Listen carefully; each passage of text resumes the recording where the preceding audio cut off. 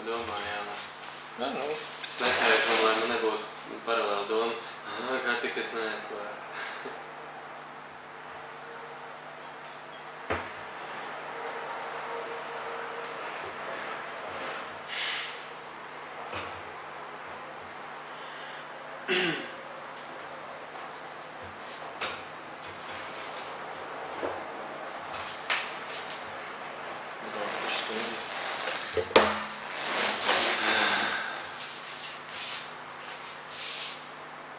Parasti vienmēr vajag apmēram jautājums, par ko ir bazars.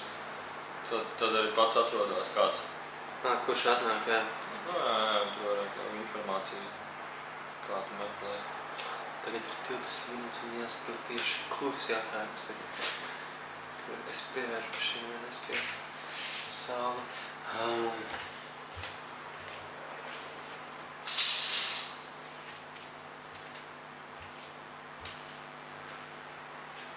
Jautājums ir par apziņas stāvokļiem.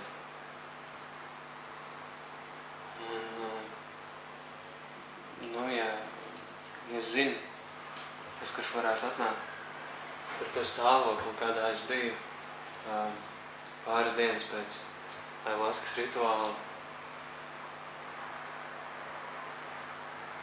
Jā, jautājums, ko saprotu kā apziņas stāvokli? Ko nozīmē apziņas stāvokli? Jā. Garš stāvoklis? Kaut kā tā pasaules uztver. Jā. Veids, kā es pasauli uztver, jo tas bija citādāk nekā parasti. Man nebija tā kā pieķeršanās kādām domām, un es biju rāms, tādu rāmu stāvokli, kurš ir vienlaicīgi arī dinamisks un modrs. Kā tu klasificētu, kurš stāvoklis tev vairāk patika, vairāk vai mazāk, ja mēs runājam par patiku? Rāms stāvoklis. Caurīdz no tagad tu esi? Tagad es esmu nedaudz saspringts plecos, man ir nedaudz, es esmu pieķēries tam, ka es gribu noskaidrot kaut ko. Un kaut kā... Tu teici vēl par maskām. Kas par maskām? Pa maskām. Kaut kā tā, ka es neesmu pieķēries savai personai, tam tēlam par sevi. Tēlam par sevi? Tā kā tai idejai, ka es esmu Mikus un es tagad esmu tāds un tāds. Un kaut kāds bailes. Es nezinu, es neko neteicu par maskām.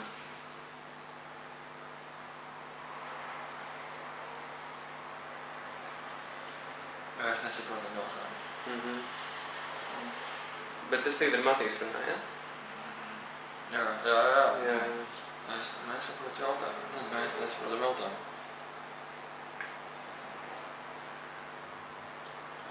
Zini Džidu Krišnamurti?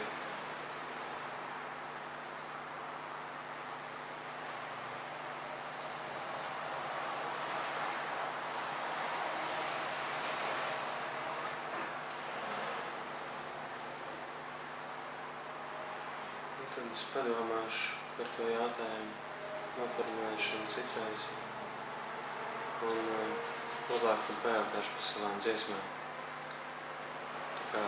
Jautājums bija, kāpēc tas stāvoklis ir mainījies no stāvokļa, kurš tev labāk patika, uz stāvokļa, kurš tev nevairāk patika? Jā. Mēs reizēm prasīt, kādā posmā tas notiek, jo bieži notiek prāta attīstības posmā, dažādos vecuma posmos. Prāta attīstības stadijas. Varbūt no viena posma tu iegāji otrā posmā. Varbūt arī kādā no tiem posmiem te būs tik uzņemta kaut kāda ticamība, kas vairāk nebalsta to iepriekšējo sistēmu, bet rada jaunu sistēmu.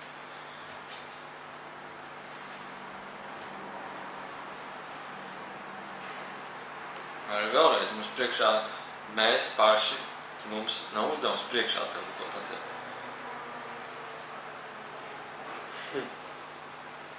Lai es pats noskaidroju ar savu pieredzi. Jā, es pat vajag noskaidrot.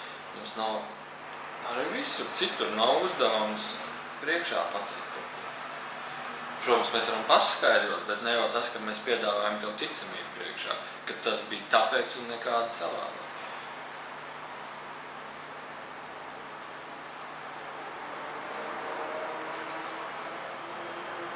tad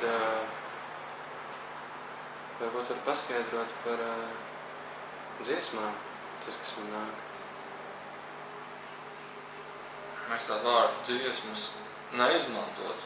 Mēs varētu izmantot vārdus skaņas vai dzīves stils.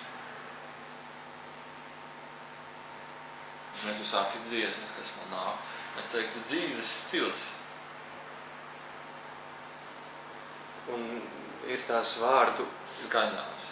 Melodija tiek pilnveidotas. Dzīves stils, kas skaņās tiek pilnveidotas.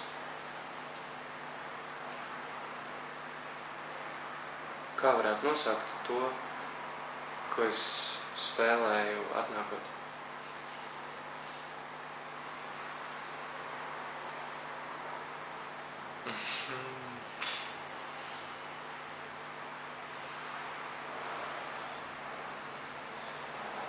Tu varētu nosaukt, sekot savai, tu varētu nosaukt, es sekoju savai augstākai sajūsmai, vai sekoju savai augstākai jūsmai, vai sekoju savai jūsmai.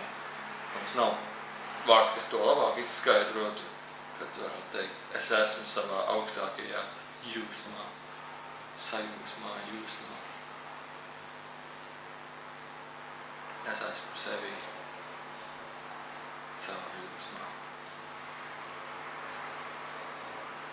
Man ļoti uzrunā, man ļoti patīk tas brīdis, kad tā augstākā sajūsma pie manis nonāk, kas formē vārdus un melodijas, kurā attiecīgā Pats viss notiek.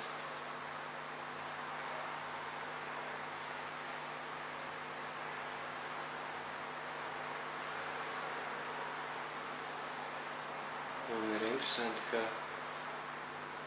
citus cilvēkus uzrunā tas, ka es dalos ar savu to sajūsmu, kuras esmu saņēmis.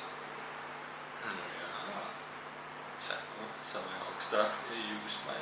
Tas pilnveido cilvēku katrā tajā posmā, katrā viņā, katrā viņas pilnveidībā. Un tajā brīdī, kad mēs sekojam savai augstākajai jūsmai, mēs sekojam savam augstākam jūsmai, augstākam. Varētu mēs tā pārtulkot savādāk. Tajā brīdī mēs sekojam savam augstākajā, mēs dodam iespēju izpausties augstākam. Un līdz kā mēs dodam iespēju izpausties augstākam, nevienalga, kas tas ir, bet tik līdz kā tas sagādā to prieku sajūsmu, gandarījumu, baudījumu. Ir vēl vārdi, kurus pats varbūt piemērot labāk, bet tie uzreiz liek tev starot, varbūt neteiksim starot, kā kaut ko tu sāc starot, bet beidzot būt pašā pilnībā. Un būdams pašā pilnībā, pārējie jūtu. Nezinu, kāpēc. Ir jau arī dziesmas, kuriem vārdi nav nekādi, piemēram. Bet tas, kā tas notiek, jūtu, ka tur ir kaut kas daudz vairāk apakšā tajā visā. Un tas arī viens no galvenajiem, varbūt ne galvenajiem, kā nozīmē galvenais, bet tas ir viens no pamatiem mūzikā, ja tu sauc par mūziku, ir dziesma, kas ir pēc datoru uzrakstīta. Ir, kā mēs sakām, tā jūsma, kas nāk no sevis uz āru. Tā jau ir mūzika.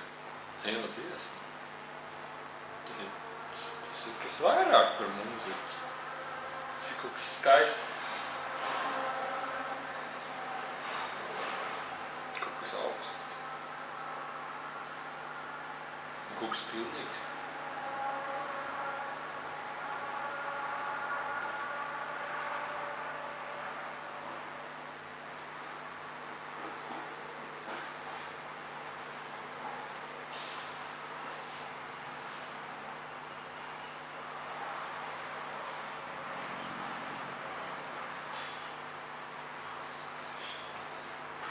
Tie apstākļi, kas jums tagad riņķi ir, viņi nav piemēroti, lai veicinātu veiksmīgi šo saziņu, ko jūs tagad veidojat.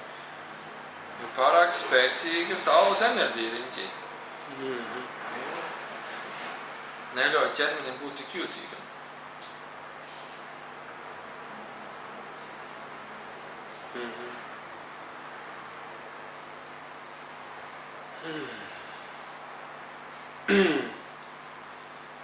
Un saules enerģija tagad ir bišķiņi arī pa daudz priekš visiem krūmiem, kokiem. Arī putniem.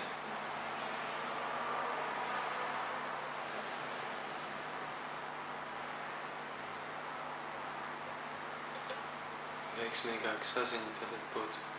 Nē, tas nenozīmē, ka mēs nevaram turpināt. Veiksmīgāka saziņa vislabāk notiek vakaros, kad ir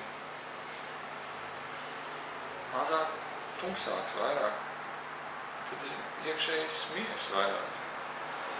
Vai Matīs būtu ar mieru? Protams. Nu, tad jau mēs varam tagad Bet jūs varat turpināt. Nu, labi. Matīs uzstāja.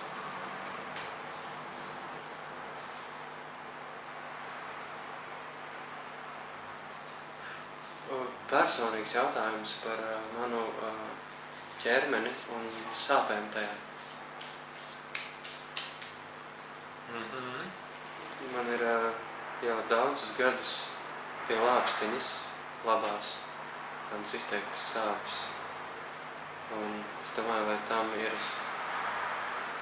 Kā tu raksturot sāpes? Duršanās? Duršana, jā. Nav pa uztraukties. Sirds rajonā nav? Nē. Nu, no mugurpuses, labajā pusē. Sirds rajonā, nē.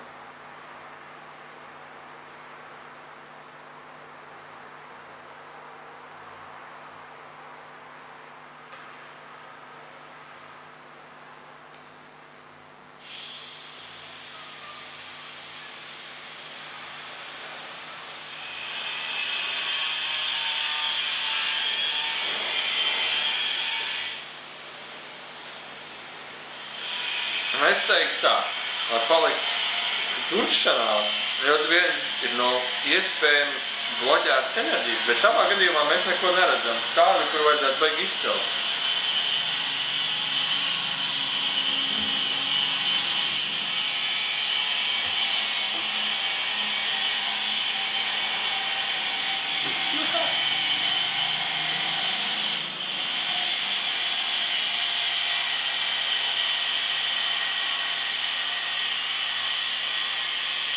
Jūs neredzat neko tādu, ko vajadzētu izcelt, ja?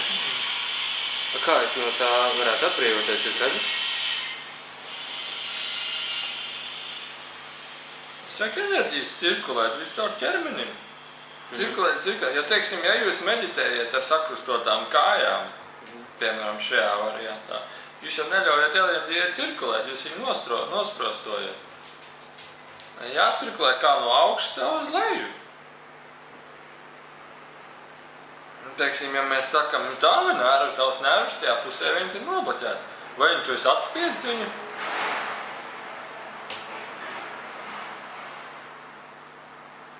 Vai tev viņš ir jānovad uz leju? No augšu uz leju, no augšu uz leju.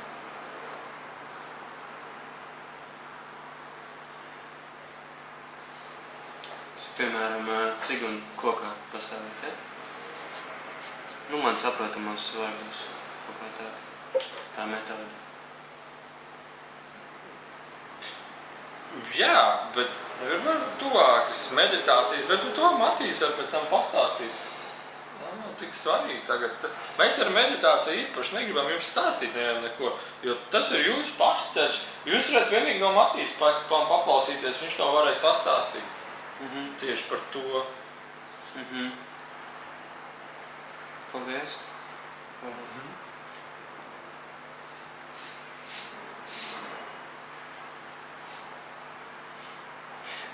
Man ir... Jūs esat kaut kur pa vidu centrā gandrīzē. Viss kaut kas notiek riņķī.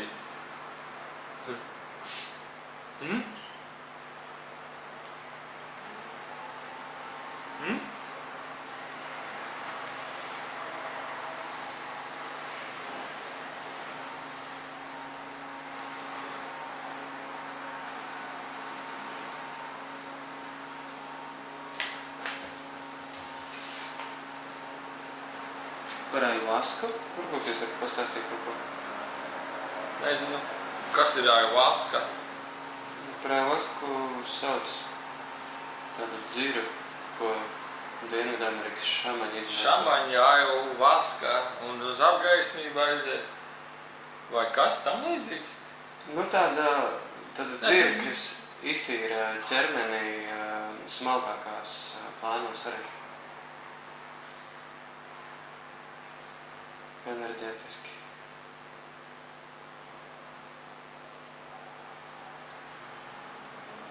Nu, mēs varam pateikt, ka viņi bišķiņi iedzirgst ķermeni.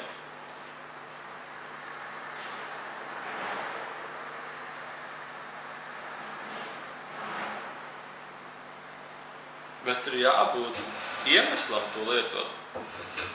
Kurš katrs cilvēks par to neinteresējās.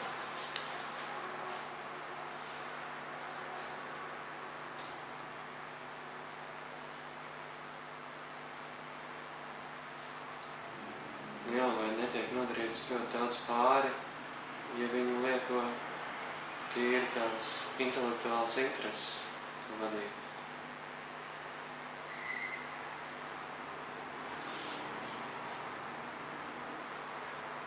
Tu, kad spēlē ģitāru, tu arī viņam līdz notis un visu laiku skaties viņās.